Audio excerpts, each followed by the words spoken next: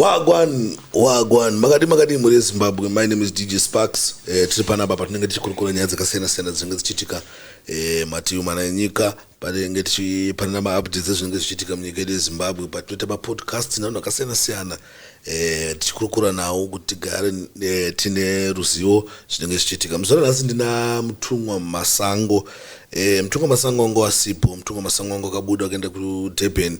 Pane minamato yangu akanoiteka kuza tichanzwa kuti rwendo rwawo rwakafamba sei. Then pane nyaya dziri muindustry dzekuti takanzwa zvinhu zvichiitika muindustry kunza ningi ane hari andisa muhari ningi anobata. Toda kuzonzwa kuti zviri kwere zvinhu zvakaita seizvozvo zvakati dzingori nyaya dzatinenge tangopomerana kuburikidza nejealous, pamwe pacho kuburikidza nekurwadziwa nemunhu kuti abudirira kundidarika. Saka tichange tichidiscussa futi nyaya dzese idzodzo tichioneswa nemutumwa. Saka muri Zimbabwe ngekukwetedza mutumwa Sparks kuti muri sei instituchengetwa naMwari muri Zimbabwe muri sei. Aiwa, Mwari ngatitire zvakanaka pa-DJ Sparks TV. Yeah man, pa-DJ Sparks broadcast ima 1. Yeah man. Mukuru recently mamusipo. Yes. Takaona muchibuda muchienda kunze kwenyika. Zvamamaenda kuenda zveholiday here kana zvine chekuita neminamato kana mamaenda kuchechi zvazvakamira sei? No, ndine zvokuita neminamato endaenda kunoita. Okay. Ndaenda kuita minamato endaenda kuita kunze ikoko ngandiri. Asi ndiri pakati pekuita minamato. Kune mafamily akaonawo ndiri ikoko kuminamato. Okay. Bvata mutumwa takutobatirirai panapa. Okay. Yes, mafamilies iyayo akazingi takuita minamato navo. Takutravira kwakasiyana-siyana chitenderera navo mufamily avo avanhu vari rich. Okay. Yes, takatenderera imo muchiita minamato. Tikazodzoka futi zvakare kumvura chipesa minamato yevanhu. Saka taita zvinhu zvakawanda zvanga tichiita. Taenda kunze tikaita 1 week yese ndiri kunze ndichiita minamato yekuti vanhu vakona kukomborerwa, vanhu vaitwe zvakanaka. Unoziva kuti chitanga gore kudai zvinhu zvinofana kutanga zvakafaya kureva kuti vanhu vanoda kuti zvinhu zvavo zvifambe. Saka taita zvese zvekuedza patinokwanisa napo kuti vanhu vakona kukomborerwa naMwari. Okay. Yes. Alright. Saka mchinge maenda kugungwa mune maenda noiti zvine chekuita nekunamata here zvikati zvane chekuita une simba rinowanika mugungwa imomo? Ya, no, zvine chekuita nekunamata kureva kuti chinoitika nchekuti wakana tisiyana mukuvisa, ukaenda kunana mukuvisi unoona kwakasungirwa machira, wakaenda zvimakate, kwakangoponywa zvakawanda-wanda. Saka wakaenda saidi kumvura uku kwatinenge tiri uku kunze uku kureva kuti kune mvura yakachena inotakura zvese zvakaipa.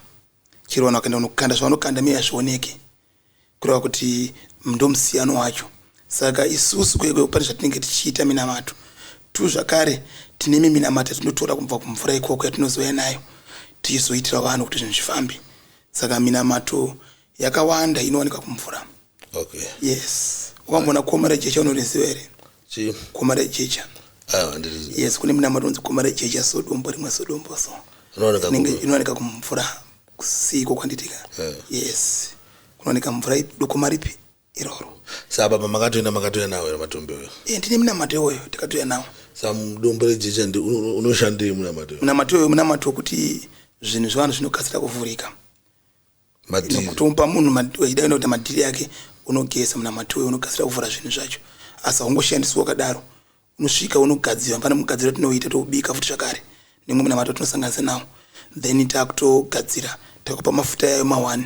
Chero ari murume akatiza kugadzira mafuta yayo ma1. Chero ari mukadzi akatiza kugadzira mafuta yayo ma1. Chero chitonza usikwana basa iyoyo takangogadzira munamato mafuta yayo ma1. Kana tokupa dombo rachiroro kutenda unogeza ma1. Saka kuna kuti kuno zvatipane zvazvinoshanda zvakanyanya pakugadzira zvese tichiita kubasa redu isusu. Alright. Yes. I think apa ndayatsopa nzwisisa apa ende pakajeka. But pamaenda ku Durban ya takakuona pa-airport mina mama V muchimhoresana muchita sei, but kuna ma-allegation anenge achitarwa nevanhu especially kuna mwana believe zvekuti mumwe munhu aroya kwozoti vamwe vanhu vakazvionero wake munhu akada kuzvishandira ega ava successful mulife uvanzi ane mushonga, something like that. Zvinhu zvakadaro zviriko here? kuva zvekuti vanhu vanototoroyana kutorana chipo kuti kuvako zvitoriko kuvako zviriko asi mama V ndichisangana naye ndozvo zvandaitarisa kuti da kuona kuti ndizvo here munhu ari kuita zvinhu zvake mufesi yeye anoshanda saka mukutira kuconfirma kuti zvoni mama V vanhu ngavasaramba vachivagaira zvemushonga havaite zvemushonga handizvoziva zvangu kuti vamwe anozoshandisei kumba kwake boze anoita zvinhu zvake wega asi pandikamuona tichitaura tese ndine zvandiitarisawo handiteka semunhu womweya munhu anoshanda mufesi anoshanda inoti vanhu 24 hours maba munhu uchishanda asimajokes yes asimafanisi ita sezvo mama V anta apedza day asina kuposta chinhu anoposta kana 2 kana 3 kushanda kundese kunodiwa saka kune vanhu nyope singade kushanda dzakaona munhu abudira nzana akaromba mazimbabwenzi tinobhiliva kuti uromba stereki than kushanda vanhu vanokuti munhu wese chaita chese akaromba kuti iyo zvimwe Sparks panapa zvotsinzira kuti maSparks akaromba asi everyday unongora podcast panapa unonga utora ari usiku chiita zvinhu kuti zvinhu zvifambe saka kabhirifa vanhu ngavabvise kabhirifa kokuromba ngavabvise kuti kabhirifa kokusha kuroyiwa stereki inoti munhu angangodaisa ukangoti ndaroyiwa saka ukachakuroyiwa unoroyiwa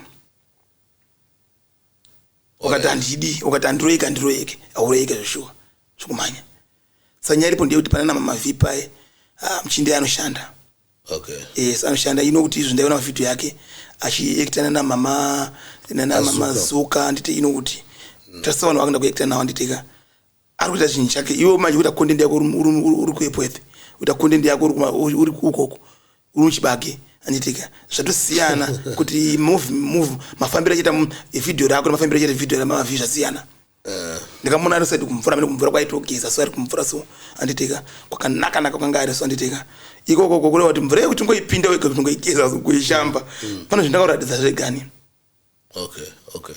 kuti uite mari pusa 2 utambirawo nzvimbo dzinotambira mbinga kumvura kwandakaenda kwekeko ndingachita nezvako kwekeko kureva kuti kumvura kwekeko ndokunenda ana achivhayo ndokunda vanhu vachinjwa nemari iwe unokwasala varungu vanhu variko kuisa vanenge vari marich people kuti plate yechikafu inenge inzi kana $50 andopona sakureva kuti isusu kushanda ndokuti tichitara nezvako saka kuti mama V kwanga ari kuyanditeka kureva kuti kunotambira marich people kureva kuti unotora zodzo rekupi reikoko iwo haungaitire mari kaSparks uchitamba nemunhu ari kureserva uchitamba nemunhu ari kureserva kutororima saka tofanira kuchinja shamwari chinja shamwari chero ukaona ane mari akadarika iwewe chipusa uri paari uchikopera zvakanaka uchitora mari yes unongoti korobhera kunonzi kukorobhera so uda kutora mari unondosvika totanga toputa bhutsi mutumwa topanga toputa bhutsi mutumwa inchakupa $50 because inini chakupa $50 asi vanhu vachakutarisa uchiputa bhutsi yangu ndinza mvese akadzungaira asi unodzungaira sawatoona kudya ndizvozvo saka nyaya iripo ndeyekushanda saka kunoda kubvunza kuti nini panyaya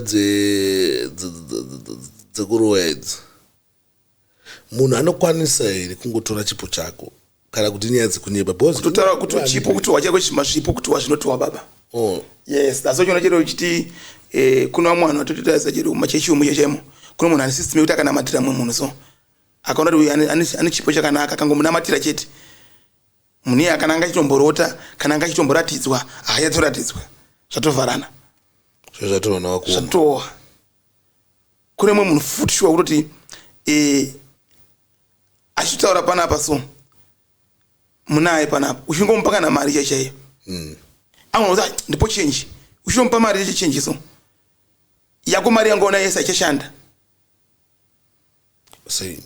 yatotowa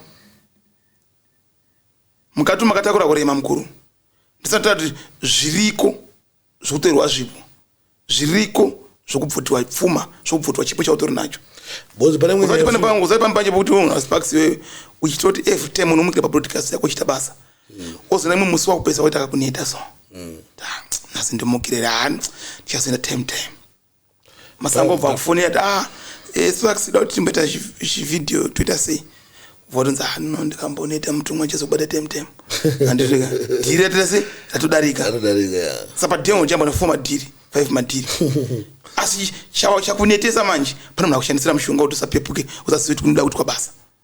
Okay, yes, zvinoitika izvo historical. Alright, ini ndine mwenya inondinetsa so inowanzotaurwa nevanhu yekuti kona nyaya ikai matauro andona ndemushonga iyoyi yekuti mwana kwasatora chipo chemunhu otochishandisa iye munhu wachozoita sei mapowers mwari wachitobvumidza zvese izvozvo kuti zviitike ani mwari wachitobvumidza zvese zviitike kuti mumwe anenge mwari akasiya Satan diablo saka mutomurekera akaipa nyika akatiedza vana vangu. Alright, kureva kuti kutoedzwa ndokutoripa Satan diablo sakutoshanda basa. Okay, mbanzisa Satan diablo sakushanda basa panyika. Okay, strong kodi kana usina kusimba unodzokera pasi. Sio chinotoa munhu angaimburi nemakambani akadonera pasi chikonzero type vanhu vakatamba nawo amwe vakatamba nevanhu vakamugadzira iye achifunga kuti shamwari dzakatompinga zvinhu zvake zvikadonha pai pasi shamwari dzake dzikuramba dzichienderera mberi nemadhiri iye akuita zvotokumbira kureva kuti iye akaita zvinhu zvake achiti ndine chipo chiri paari saka chipo chake haana kuwana nguva yekuchisimbisa. Alright, kaiti kusimbisa kureva kuti kana uchiri uri mupostori uchinamata munhu wese ane mudzimu. Yes, tine mudzimu isusu, mudzimu namwari wedu. Alright, mudzimu wedu wakadambura mbereko yesu zvinhu zvadhakwa mbanzisa saka kuti mudzimu wedu isu nditeka mudzimu usingambotauriwo nesu aiwa utoripa muri kudhara baba saka vanoti kudhara chaicheko waitoti chiro wakaya kuharare but kunyanzotaura zviri clear zvokuti manyazonzwisa kuti mudzimu wekutaura eka kudhara saiziva kuti vakuru vedu kumusha waitoti ukabva kuharare waitodzoka kumusha ubikwa doro muchiziva kutonzi mwana wanhengi akaenda kuharare adzoka ada kudzokera futi kuharare mubikire doro atambikwa zvakanaka futi kupi macha anoshava. Asi chikonzero vanhu vakazochitisa chikonzero vanhu vazhinji vangu vakuzviitira negodo vakushandisa zvikwambo manje. Alright, kuti uyu ngaasatopinda basa panoshandiswa zvikwambo mudzimu unenge uchiita sei unenge wakakulawo mudzimu kaunobva wakurirwa ka nezvikwambo. Yes, pane imwe mudzimu inokurirwa imwe strong inoramba kukurirwa inoramba ichitogorwira mudzimu yacho imwe inokurirwa zvayo. Yes, chikonzero wakaneta pakuishandira akuishandirawo kana uchitonamata uri mupostori suppose kunge uchitopfugama uchinamata zitereke zvine simba kureva kuti simba rako rinowedzerwa kureva kuti mudzimu wako iwe chiri kumashure kwanditeka zvinovhurika zvinhu zvese kuti uri kushanda uri kunamata everyday uchitukirira uchipopota nekauchi yatakada isusu kuti tada kunamata kunowanda zvichivanhu vanotopira bute pasi vanotitaura zvavari kuda vachipira doro pasi zvichiitike zviriko inyaya chete kuti vanhu ndisakurasa chinyakare chedu. Alright, tu vanhu ndisu takuda chirungu stereki kubatira musoro.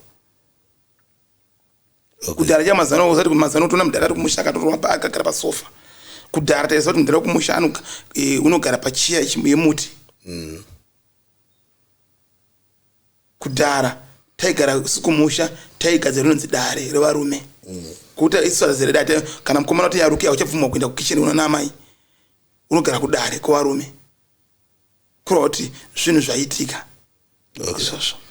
Kudhara vana unoziva kuti vana kudhara vaisukwa nhova chazvipinza chikumwe mukanwa izvi vaiswa mushonga waiswa apa pachipanda apa kuti nhova imubate. Asi nhova iriko here handibelieve nhova iriko nhova dzevana dzedzedzi dzitoriko dzotouraya vana kuchipatara manje vanoti mwana vanoiti chirungu dehydration. Yes, handangona kuti dehydration hapambona yakanyanya kuzokweshwa aita sei ndangona kuti nhova unozafanira nevana vangu inini vana vangu inokasatokweshwa nhova chero vakaita sei vanokweshwa nhova chete ini nonango hanambokweshwa nhova chikonzero pane dzimwe nguva makuriro wakaita iwewe yes musana wa baba kana musana wa mai ndono kunokonzesa I think bozi kumba kwedu mumzi wangu ndotira kuti wakatotanga kusatita zvenhuwa pandiri asi pane masister yangu wani nebrother yangu waimbita zvenhuwa but pandiri ndipo wakaziva kuti mwana uyu aringoda ngopiwa mvura aiwa inyaya yekuti dzimwe dzenguva makuriro amakaita fati ini anabvira ndambogwara nenzogwirikwitiriye asati wakomanesa munhu chikuru anorwara gwirikwiti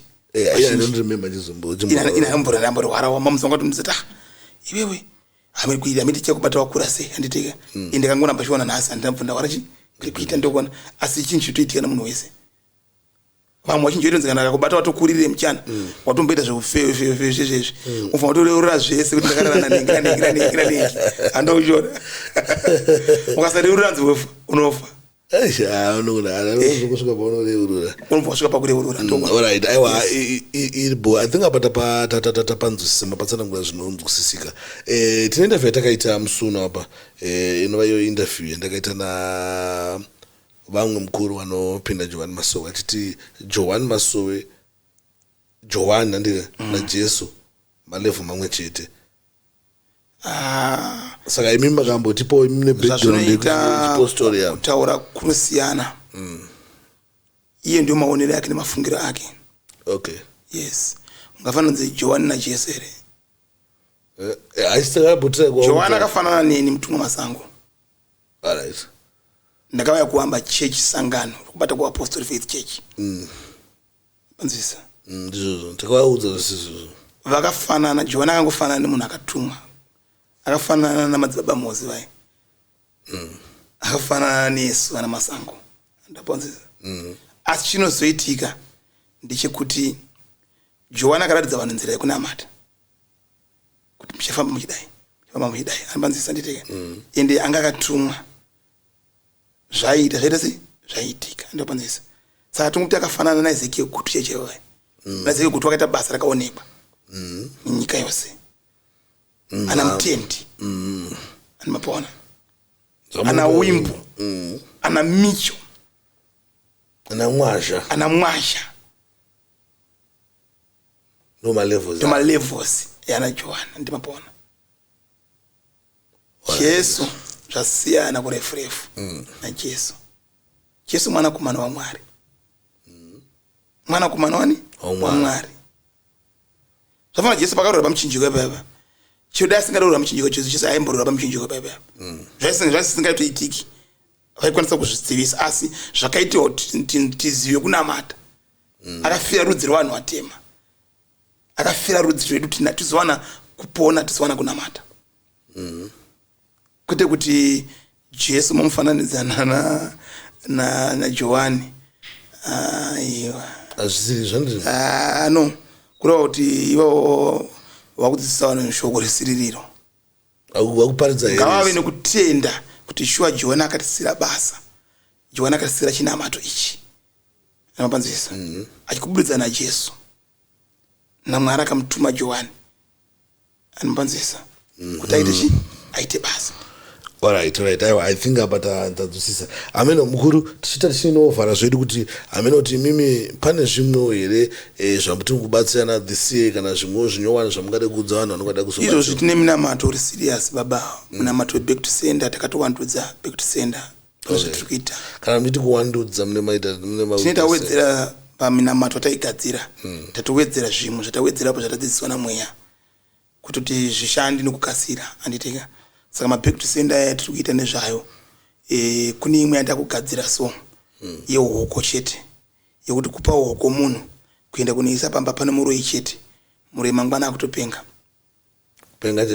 kurasika njere kana mchide tokona kuti mimi pamukugara chaipo munzisoti apa iri pangu panapa pasi kuita mushi ndokona kuti kupai kutesta tiende mutesta